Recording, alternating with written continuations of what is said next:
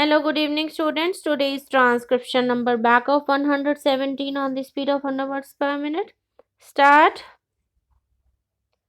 Probably there has been some difference of opinion in the other house, and there might be some difference of opinion in this house as well with regard to the clause relating to disqualification, and particularly with regard to the disqualification incurred by a person who has been sentenced to imprisonment for 2 years and more. The reason for that is that generally the offences for which a man is sentenced to 2 years are cognizable offences and offences of a more serious nature. It was therefore thought that in such a case he should not be allowed to stand for 5 years more.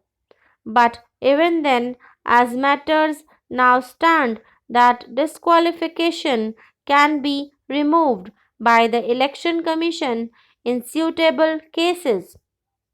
Now, as the honorable members are aware, the Election Commission is a special constitutional authority set up by us in order to ensure the free and fair elections which we want to have in the country.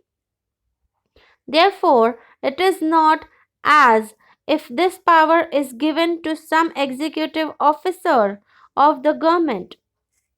It is not correct to look at it from that point of view.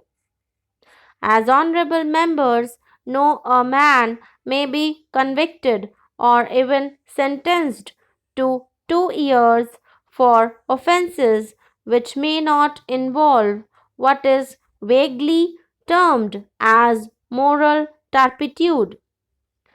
To introduce the words moral turpitude in a measure like this will not be desirable because it is a term which may have a different meaning in different conditions and the different types of circumstances.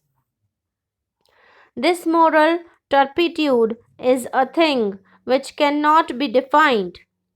Therefore, the other house thought that the best way and the best remedy out of this was to leave the power to the Election Commission itself, and I believe there has been no complaint till now in any proper case that the Election Commission has ever hesitated to remove disqualification if it could be done.